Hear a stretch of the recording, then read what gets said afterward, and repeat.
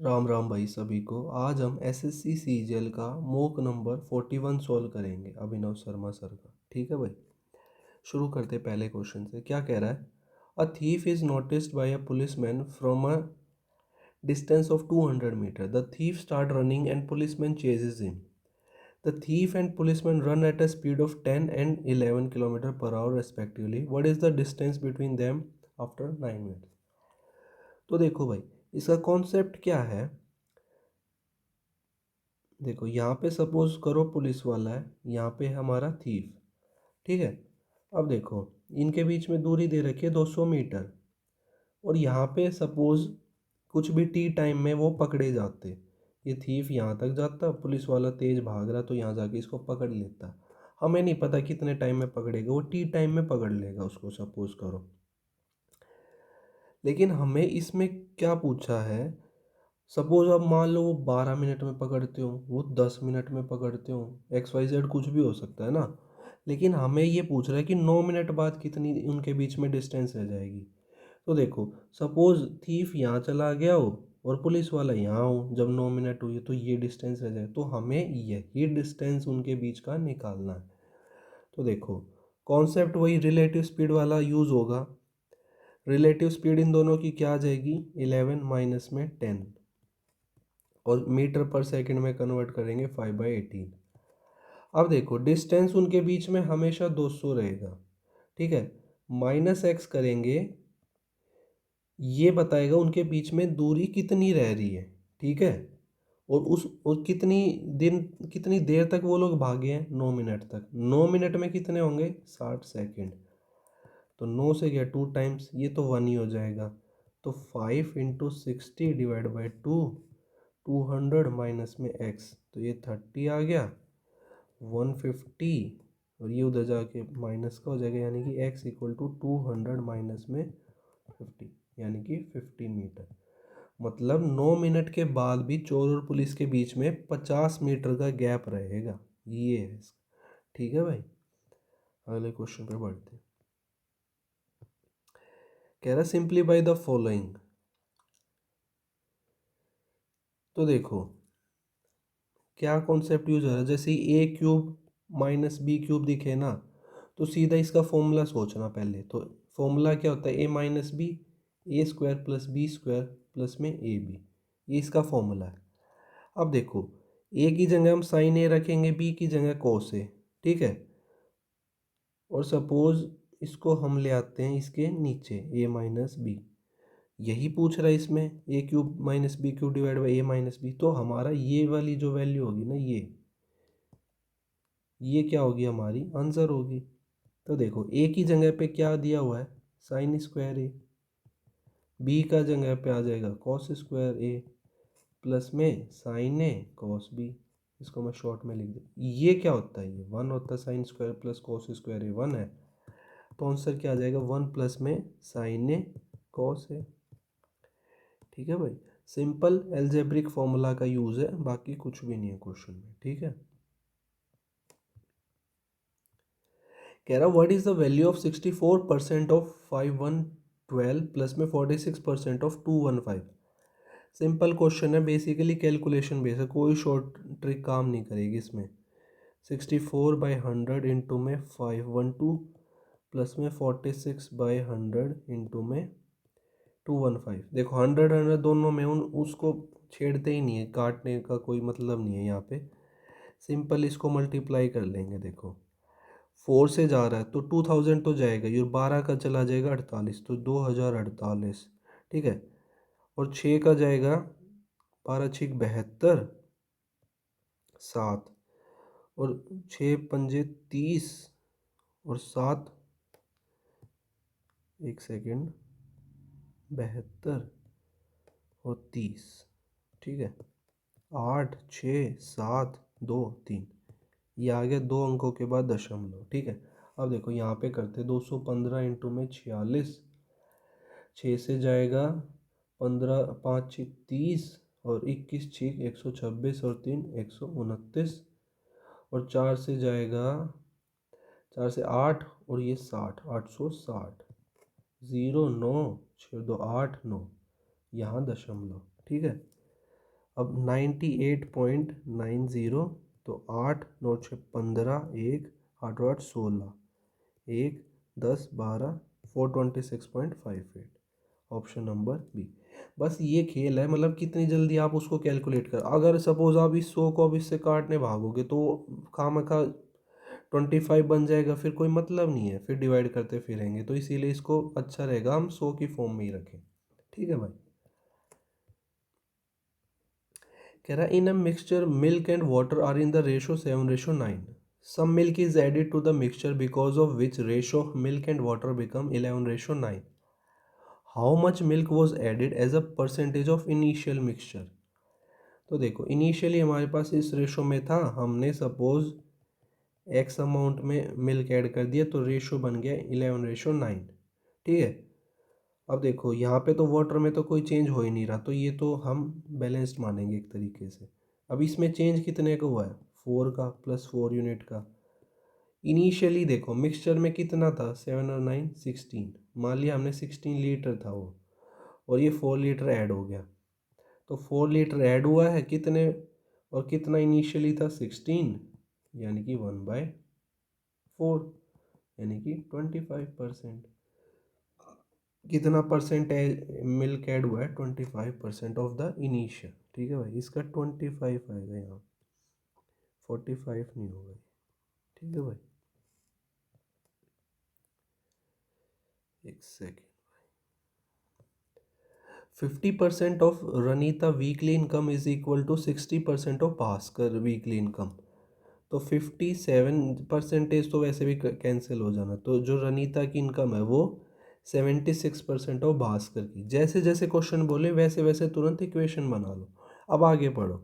If Ranita's weekly income was reduced by 400 while Bhaskar weekly income did not change. अच्छा, तो अब पहले एक काम करते हैं, यहाँ से इन दोनों का रेशो निकाल लेते हैं। 76/57। अब देखो दोनों 19 की टेबल में जा रहे हैं, तो 4:3। जो रनीता उसकी जो इनकम होगी वो 4 की रेशो में होगी, ये 3 की में। क्या कह रहा है, रनीता की जो इनकम थी ना वो 400 रुपये कम हो गई, और जबकि भास्कर की वीकली इनकम चेंज नहीं हुई, तो जो इनका नया रेशो बनाना वो क्या बना, 6:5। ठीक है। हमें किसकी एनुअली इनकम निकालनी है, भास्कर की। और देखो मैं अभी एक चीज़ तो अभी देखी मैंने, ये भास्कर आएगा यहाँ। भास्कर की जो एज का रेशो, वो मतलब इनकम का रेशो आ रहा है ना, वो 3 का मल्टीपल है, तो ना ये 3 का मल्टीपल ना ये 3 का, यही होगा आंसर। ठीक है, ये मैंने ध्यान नहीं दिया, लेकिन आप लोगों को ये ध्यान देना है, मल्टीपल वाली चीज़ें हमेशा देखनी है। अगर कम से कम 2 ऑप्शन तो आराम से एलिमिनेट हो जाते हैं। अब देखो अब सॉल्व कर ही लेते हैं हम। 20x माइनस में 2000, 18x, तो यहाँ से 2x इक्वल टू 2000, यानी कि x की वैल्यू 1000, और इससे मल्टीप्लाई कर देंगे 1000 को, यानी कि 3000। तो यही मैं बता ही रहा था। ठीक है।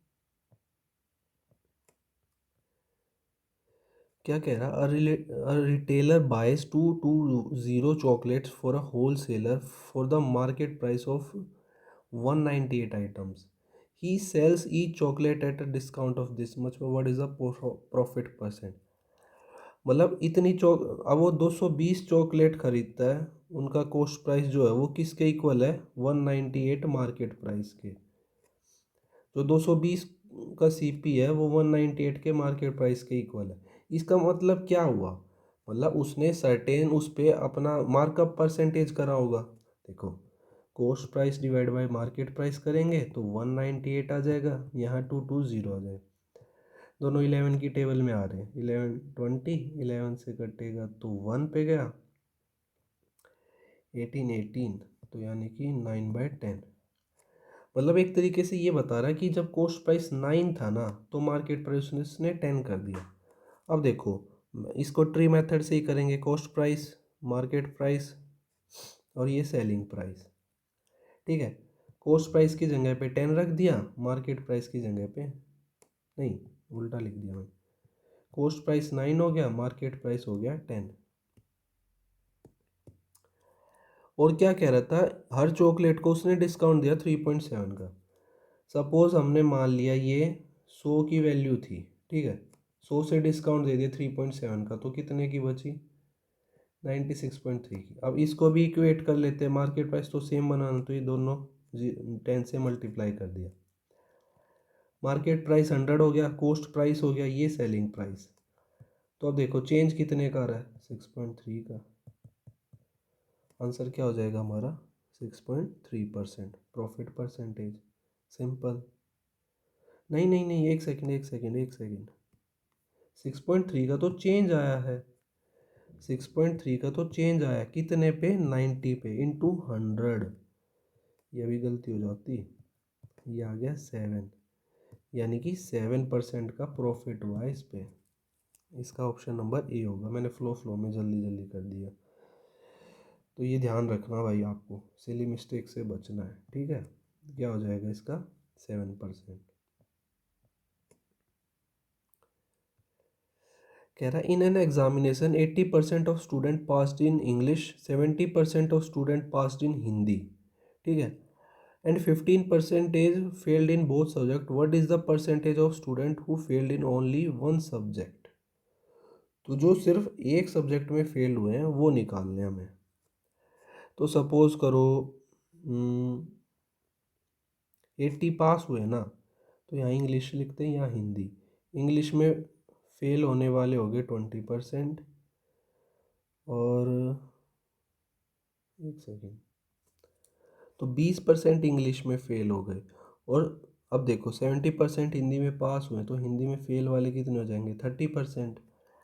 अब देखो 15% हैं जो दोनों में फेल हुए हैं, तो डिफरेंस जो ओनली इंग्लिश वाले आ जाएंगे, ओनली इंग्लिश वाले वो कितने हो गए, 5%। और जो ओनली हिंदी वाले रहेंगे वो 15%। और जो ओनली सब्जेक्ट में फेल हुए वो कितने आ जाएंगे, 20%। तो देखो एक तो तरीका ये हो गया, दूसरा मैं बताता हूँ इसको वेन डायग्राम से। तो देखो ये हो जाएंगे इंग्लिश, ये हिंदी। अब देखो जो इंग्लिश में फेल हुए वो है 20%, ठीक है, हिंदी में फेल हुए हैं वो है 30%, और जो दोनों में फेल हुए हैं वो है 15%। अब देखो जो ओनली इंग्लिश वाले होंगे वो कितने रह जाएंगे, ओनली इंग्लिश वाले 5% रह जाएंगे, यहाँ से 20 माइनस 15, तो ओनली इंग्लिश वाले 5%। और जो ओनली हिंदी वाले होंगे वो कितने रह जाएंगे, 15%। और टोटल हमारा वैल्यू होती है 100, तो कितने रह गए टोटल, 20% ही रह गए ना टोटल के। तो ऑप्शन नंबर बी, जो दोनों में एक ओनली वन सब्जेक्ट में फेल हुए, ठीक है। तो या तो वो इंग्लिश हो सकता है या वो आइदर हिंदी हो सकता है, ठीक है भाई। ये भी, in a family the combined age of husband plus wife and son is 90। तो हस्बैंड, वाइफ और सन की कंबाइंड एज है 90। The husband is the oldest, the difference in the age of husband and wife is 1/3 of their son. तो जो husband और wife की as में difference है ना, वो 1/3 है उसके सन के। तो ये HWS मैंने इसीलिए लिखा था कि वो स्पष्ट रहे कि मतलब H का मतलब हस्बैंड है, वो W से वाइफ, S से सन। अब देखो after 10 year the age of son would be half of the present age of his father. तो देखो हस्बैंड की 10 ईयर एज वो, और सन की 10 ईयर एज जो है ना उसके हाफ होगी, मतलब जैसे मान लो ये 50 का हुआ डिवाइड बाई 2, तो इसकी एज ऐसे 25 रही होगी, ये मतलब है इसका। तो अब बस यहाँ से वैल्यू निकालनी और समराइज़ करना है। तो यहाँ से एच की वैल्यू निकाल लेते हैं सपोज हम, तो क्या आ जाएगी, ये 2 उधर मल्टीप्लाई 2s प्लस में 20, ये उधर जाके माइनस का, तो ये आ गया प्लस का 10, इसकी वैल्यू आ गई। अब हम क्या करेंगे, इसको इस वाले में पुट कर लेते हैं। तो यहाँ से h माइनस एस बाई 3 की वैल्यू ये w के इक्वल थी, तो h की जगह पे 2s plus 10 minus S by 3, ये w की वैल्यू आ गई। अब एक काम करेंगे, इसको भी उसमें ऊपर वाली में सारी वैल्यू को पुट कर देंगे। तो 2s प्लस में 10, ये h की वैल्यू आ गई, प्लस में w की वैल्यू क्या है, 2s plus 10 minus S by 3, plus में s तो है ही, ये 90 के इक्वल हो गए, ठीक है। अब बस इसको सॉल्व करना है।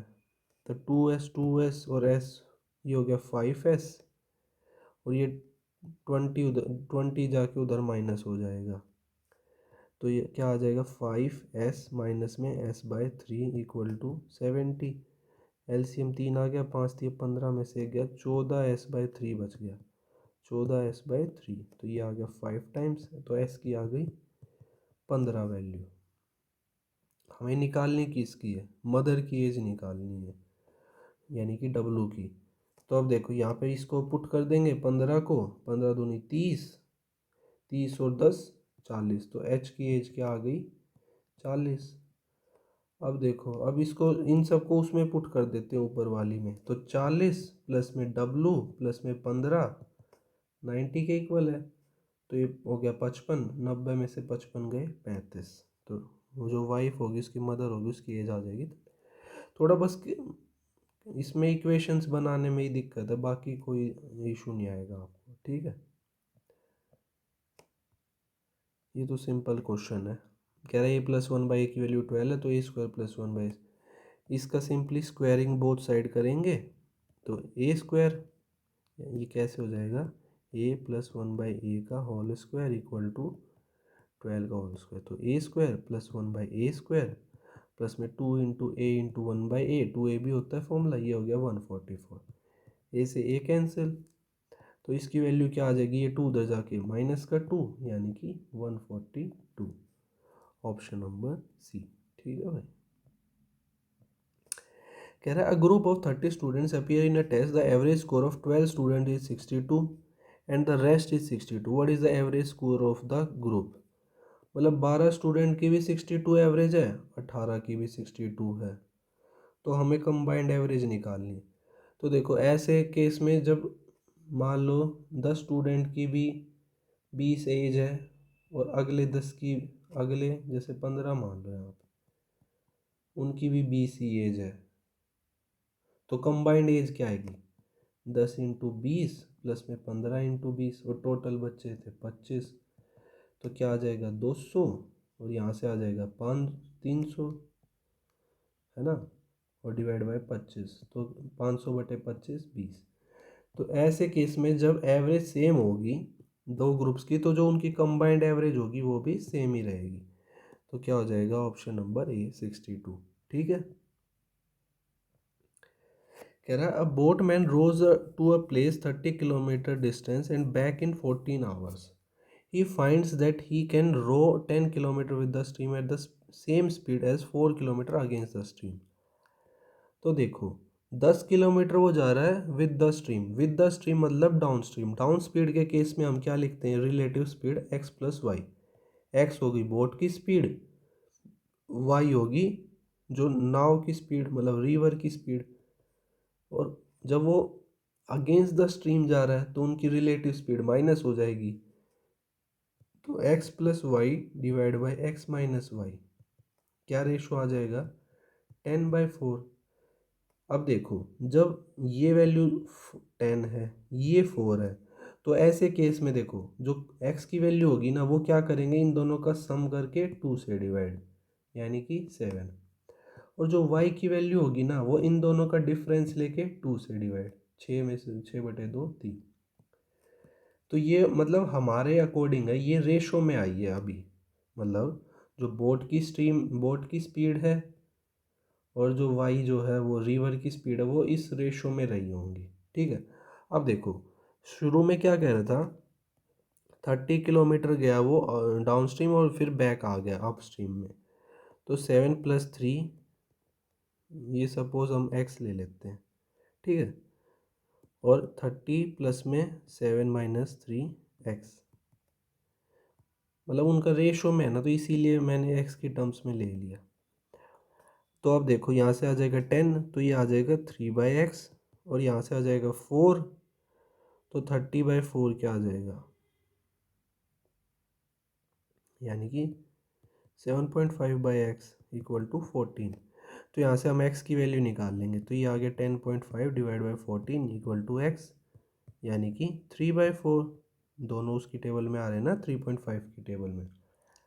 अब देखो हमें स्पीड निकालनी है स्ट्रीम की स्पीड हमारी थी कितनी 3, और इस यहाँ कितनी आ रही है, जो एक यूनिट की वैल्यू आ रही है वो 3/4। तो वाई मतलब जो रिवर की स्पीड होगी वो 3/4 इंटू में जो हमारा 3 यूनिट था, यानी कि 9/4। Option number B. ठीक है भाई।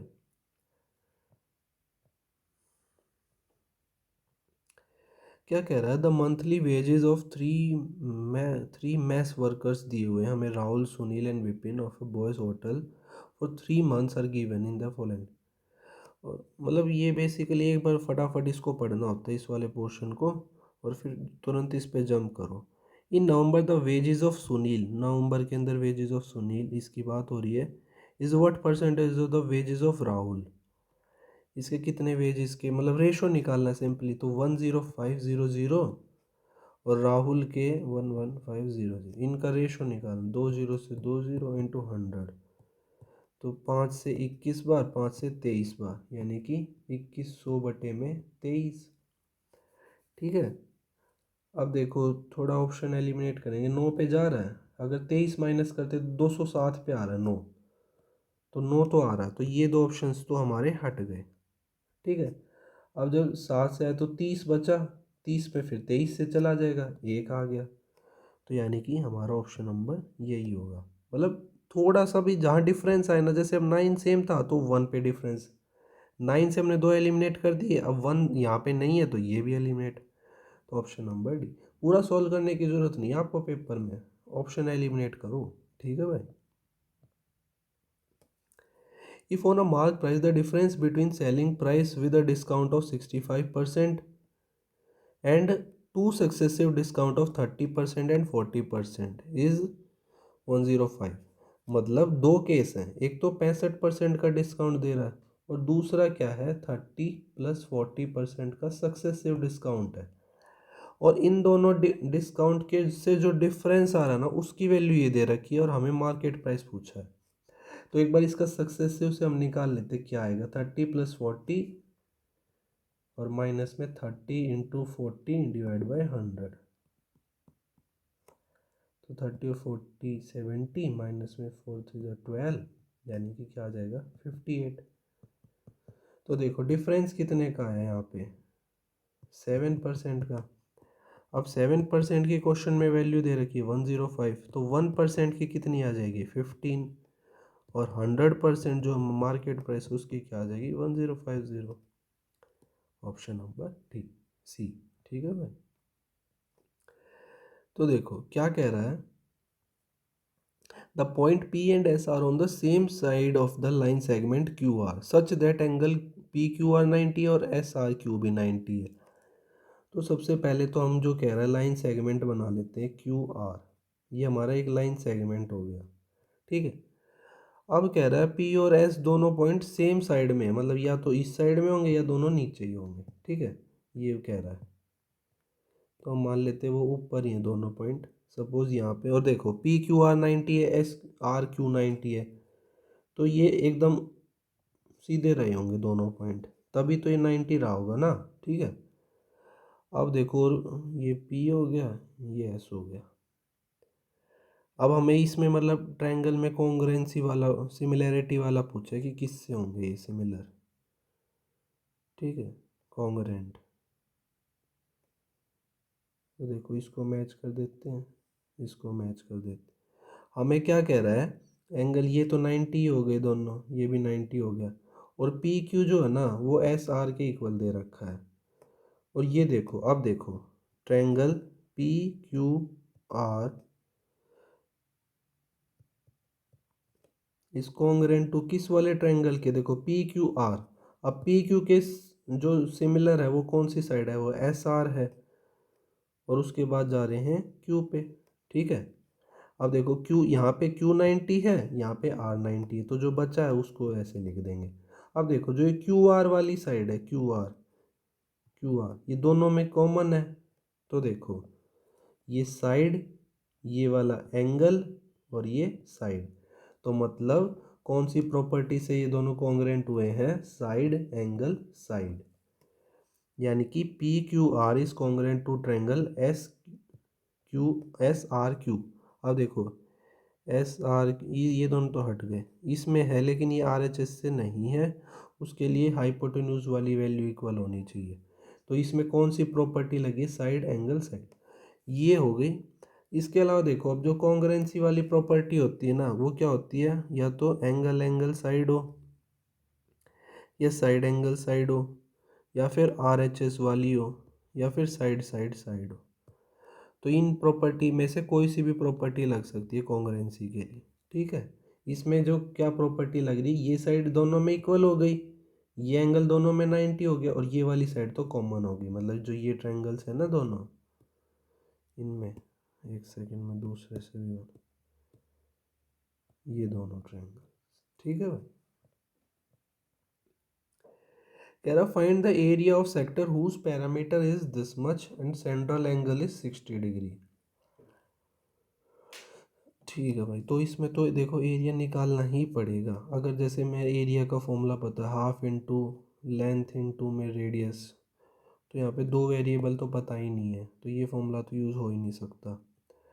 तो 2 पाई आर इंटू में 60 degree by 360, that should be equal to, नहीं पेरीमीटर की बात हो रही है, तो पेरीमीटर में देखो क्या कॉन्सेप्ट है, एक बार मैं बता देता हूँ।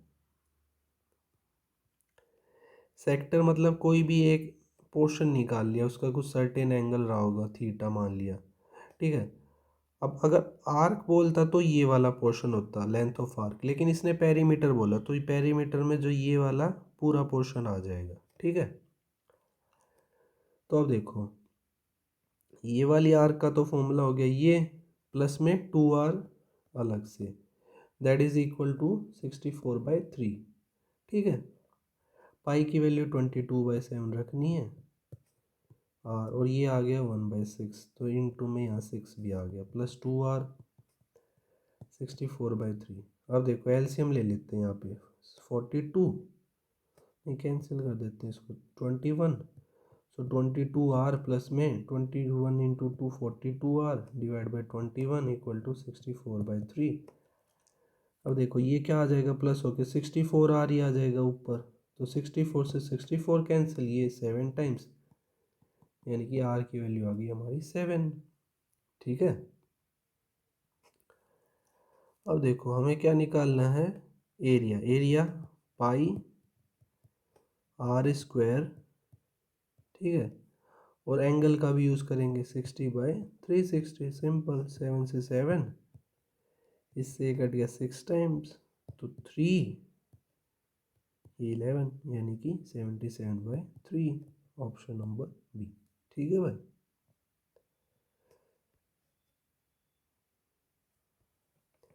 कह रहा two different quantities of same solution having ingredient A and B are stored in two different containers, मतलब एक ही सॉल्यूशन है, उसको अलग अलग क्वांटिटीज में और मतलब स्टोर कर रखा है। मतलब दो कंटेनर है हमारे पास, इसमें ए रेशो बी में है, वही इस रेशो में है, क्योंकि सेम सॉल्यूशन की बात हो रही है, ठीक है, सेम सॉल्यूशन कह रहा ना ये। अच्छा, और इसमें कह रहा है कि 252 लीटर्स ए है, और मतलब 441 बी है, ये ए है ये बी है, और सेकंड में दे रखी टोटल क्वांटिटी 118 है। तो हमें निकालना है how much made of solution in this second container, second container में जो बी है उसकी वैल्यू निकालनी है। तो देखो यहाँ से हम मतलब रेशो ले लेते हैं, किस रेशो में है, फिर उस रेशो का यूज़ करके ये टोटल दे रखे उससे निकाल लें। अब ये 2 से तो नहीं, 3 से जा रहा है, हाँ 3 से जा रहा है, 5, हाँ 9 से भी इनफेक्ट जा रहा है, 9 से ही काट देते सीधा, तो 18, 18 72, 72 का 8, 9 से गया कितने पे, 36 पे 4, ठीक है, 36 और 81 49, 7 से काट दिया 4/7, मतलब 4/7 तो टोटल हो गया। तो यानी कि 11 की वैल्यू इस वाले में दे रखी है हमें 1188, तो एक की वैल्यू कितनी आएगी 108। अब हमें बी किस रेशो में, 7 में, तो इंटू 7, 8 7 ज़ा 56 और 7 अलग से, यानी कि 756 लीटर, ठीक है भाई। कह रहा है 77 की power 77 plus 77 is divided by 78, then the remainder will be, देखो 77 की पावर 77 प्लस 77, इसको डिवाइड करना 78 से। तो देखो यहाँ पे अगर इसका डिफरेंस ले हम, कितने का डिफरेंस है, 1 का, तो माइनस का रिमाइंडर भी हो सकता है, तो -1 की पावर 77, और यहाँ प्लस है, यहाँ फिर से माइनस, ठीक है। एक एक डिफरेंस है ना, तो या तो हम पॉजिटिव रिमाइंडर ले लें या नेगेटिव रिमाइंडर ले लें, ठीक है। अब देखो डिवाइड बाय 78 है। अब 1 की पावर तो कुछ भी हो, -1 की पावर ओड है तो वो -1 ही रह जाएगी, ठीक है। और यहाँ से एक और -1 डिवाइड बाय 7।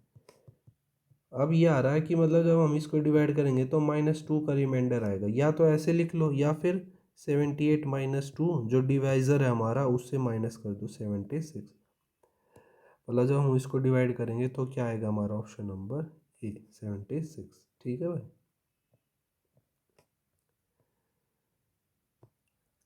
देखो क्या कह रहा है, in election between Sunita and Mamata 85% of the vote casted their votes and 2% of votes were invalid. If Sunita got 649,974 votes, which is 78% of the valid vote, then the total number of votes polled। तो देखो मतलब हमें नहीं पता कितनी वोट्सिंग पोल हुई है, ठीक है, सपोज एक्स मान लिया उसको। अब देखो 2% इनवैलिड होगी तो वैलिड कितनी रही होंगी, 98/100। अब उस वैलिड वोट का भी मतलब वोटर कास्ट कितनी हुई है, 85%, ठीक है। और उसमें से भी जो सुनीता को कितनी वोट्स मिली है, 78%, और that should be equal to उसकी वोट्स कितनी है, ठीक है। सिंपल कैलकुलेशन बची है बस, और इसको सॉल्व कर लेना है। 17 पे 20 पे, इसको तो काट लो 49, ये कितना आ जाएगा 50, ये 3 से काटा 13 से, नहीं 3 से ही काटा, 3 से तो कट 2 से काटा 2 से। अब 17 से इसको काटते हैं, देखो 51 3 बचा 13, 139। अब कितने पे जाएगा, 136, 119 पे, फिर 117, 133, 8 पे गया, 133 आ गया, 6 67।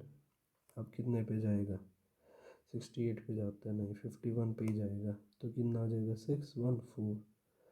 नहीं भाई 17 से तो हो नहीं रहा है डिवाइड, 17 से नहीं हो रहा है, इसको और 7 से कर लेते हैं पहले, 7 से। तो 7 से 63 नीम, एक 19 का, 2 14, तो कितना आ गया 5 57, 56 का 8, और एक 14 का 2। हाँ इससे तो कट रहा है ये,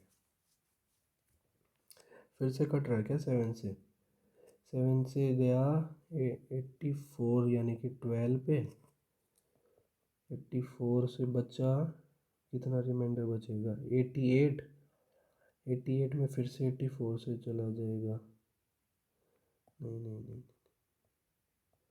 9 से 7 गया 1 पर, और यहाँ पे आ गया 22, 22 का 3, एक 18, 18 में 2 से गया, ठीक है, 14, और फिर 42, 42 6, हाँ कट गया पूरा। अब देखते हैं अब 17 से जा रहा है क्या, 17 से जाएगा तो 119 होता है, 7 17 7 119, 119 आ गया। अब 136 आ रहा है, 136 पे कितने पे जाएगा, 8 पे, हाँ चला गया 2 टाइम्स। तो बस कैलकुलेशन का दिक्कत है इसमें, और तो ऐसा कुछ है नहीं। 5 हाउस 25 25 50 50 टू ज़ा 100, तो 100 का मल्टीपल आ रहा है ऑप्शन नंबर बी। बस एक बार कैलकुलेशन की दिक्कत है, और तो कुछ ऐसा है नहीं, फटाफट हो जाएगा उसके बाद। कह रहा है pipe L can fill pool in 30 hours, M can fill in 45 hour, both the pipe are open in empty, how much time. ये तो देखो भाई सिंपल क्वेश्चन है, एल एम दो पाइप है, ये 30 घंटे में भर रहा है, ये 45 घंटे में। तो इनका हम एक कंबाइंड एफिशिएंसी निकाल लेंगे, मतलब टैंक की क्या कैपेसिटी, वो मान ली सपोज 90 है। तो ये इनकी एफिशिएंसी आ गई, मतलब ये 3 यूनिट पानी भर रहा है 1 घंटे में, ये 2 यूनिट पानी भर रहा है 1 घंटे में। तो ये टोटल वर्क है, मतलब टोटल उसमें भरना इतना पानी, सपोज 90 लीटर्स भरना, और ये 1 घंटे में टोटल भरे 5 लीटर पर आवर। तो लीटर से लीटर कैंसिल, ये आ गया 18, यानी कि 18 आवर्स में वो कंप्लीट भर देंगे। ठीक है। क्या कह रहा है, merchant has 1000 kg of sugar, part of which is sells at 10% profit and the rest at 40% profit. He gain 20% on the whole, the quantity sold at 40%। अब देखो एलिगेशन से करेंगे ऐसे क्वेश्चन को, मतलब एक ए पार्ट है एक बी पार्ट है। ए पार्ट को 10% के प्रॉफिट पे सेल कर रहा है, बी को वो 40% के प्रॉफिट पे, और जो ओवरऑल ट्रांजेक्शन में गेन हुआ वो 20%। तो देखो यहाँ से 20/10, यानी कि 2/1। टोटल था 1000 और हमसे पूछा है 40 वाला, यानी कि 1 की वैल्यू, 3 की वैल्यू 1000, तो 1 की वैल्यू 1000/3। तो 1000/3 क्या हो जाएगा, 333/1/3। ठीक है, ऑप्शन नंबर सी।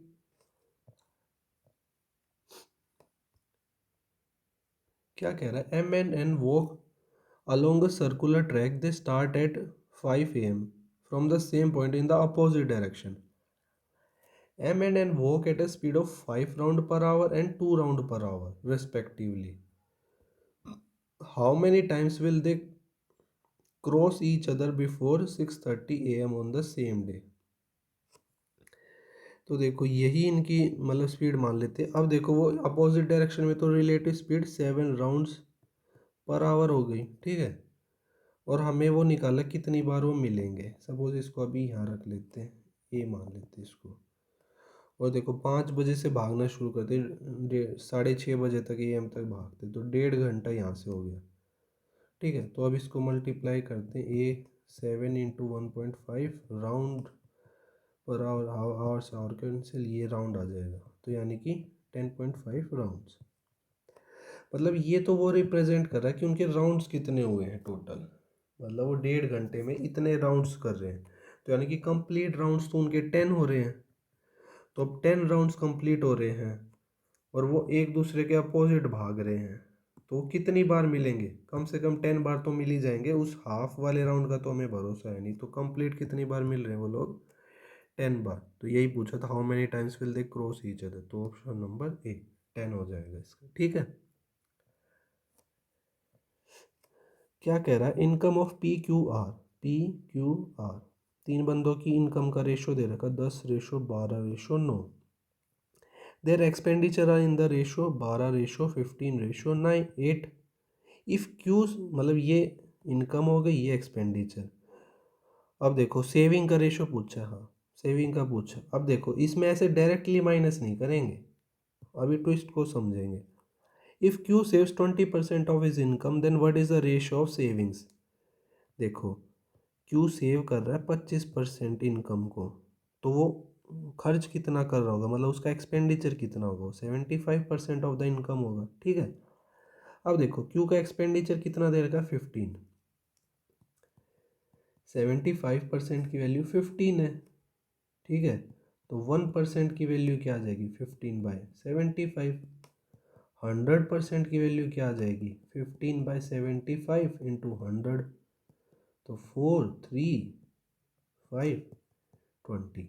तो 100% क्या होती है, ये इनकम थी उसकी टोटल, ये उसका एक्सपेंडिचर है, और 25% उसकी सेविंग थी, तो इनकम उसकी होनी चाहिए 20। अब देखो यहाँ पे इनकम दी कितनी है, 12। तो हम क्या करें कि उसकी जो इनकम है ना वो 20 बन जाए। तो इसके लिए क्या करेंगे, सपोज हमें यहाँ पे ये बनाना है, तो हम क्या करेंगे, 5/3 से मल्टीप्लाई कर देते उसकी इनकम वाले उसमें। तो 12×5 = 60, 60/3 20, हाँ 20 बन रहा है। ठीक है, तो देखो मैं यहाँ पे फिर से लिख देता हूँ। अब जो उनका नया रेशो बनेगा वो क्या हो जाएगा, 50/3 रेशो 20, रेशो 3 से 1 कट गया, 3 15, ये उनका नया रेशो बन गया। अब देखो, और उनका एक्सपेंडिचर 12, 15, 8। अब सिंपल क्या करेंगे, इनका डिफरेंस ले लेंगे, क्योंकि हमने अब क्वेश्चन के हिसाब से बना दिया इसको। तो ये सेविंग का आ जाएगा 50/3 माइनस 12, रेशो यहाँ से 5 डायरेक्ट, यहाँ से 7 डायरेक्ट। ठीक है, अब इसमें से 36 36 फिर 50 में 14/3। ठीक है, ओवरऑल इक्वेशन को अब 3 से मल्टीप्लाई, तो 14/15/21। ठीक है, ऑप्शन नंबर बी। ठीक है भाई, ये थोड़ा सा बस यहाँ पे इसका अलग कॉन्सेप्ट है, जो वो सेविंग वाला ये दे रखा ना, इसका थोड़ा अलग है बस। और देखो, मैंने क्वेश्चन नंबर 23 है ना भाई, अलग से एक वीडियो अपलोड कर रखी है अपने चैनल पे, उसको आप रेफ़र कर लेना। वो उसमें कई सारे सिमिलर क्वेश्चन करा रखे हैं मैंने, वो एसआई के इंस्टॉलमेंट के। ठीक है, उससे कवर कर लेना आप। 24 क्या कह रहा है, मतलब सिंप्लीफिकेशन का है, तो पहले ऑफ सॉल्व होता है। ऑफ ऑफ यहाँ नहीं है, तो 15/6 इंटू में 2, तो ये आ जाएगा 5/2, और ये आ जाएगा 5 बच जाएगा यहाँ से। ठीक है, इंटू 2 भी है, उसको लास्ट में यहाँ से 3/6, नहीं नहीं वो तो सॉल्व हो गया, सॉल्व हो गया भाई, यहाँ तक सॉल्व हो गया। अब 9, 18 दूनी 36, तो 9/36, 9/36 गुणा में 4, तो यहाँ से 1 आ जाएगा। और 4/8 1/2 इंटू 2, यहाँ से भी 1 आ जाएगा, ये माइनस का है, तो 1 में से 1 कैंसिल, बच गया हमारा 5। ठीक है, लास्ट क्वेश्चन है भाई आज का। क्या कह रहा है, दो इक्वेशन दी 0.6 0.7, इनमें से कौन सा स्टेटमेंट। अच्छा, ये क्वेश्चन तो हमने पहले भी कर रखा है। तो देखो क्या होता है, इसकी 3 कंडीशन है, इनफाइनाइट सॉल्यूशन है दो इक्वेशन में, तो a1/a2 equal to b1/b2 equal to c1/c2, ये सेटिस्फाई होगा। और अगर यूनिक सॉल्यूशन हुआ तो क्या होगा, a1/a2 is not equal to b1/b2, ये होगा। और तीसरा, इन दोनों के मिडल वाला चीज़ क्या आएगी, नो सॉल्यूशन। उसमें क्या होता है, a1/a2 equal to b1/b2 is not equal to c1/c2। अब हमें बस ये चेक करना है इसमें से क्या सेटिस्फाई हो रहा है। तो देखो, a1 की जगह पे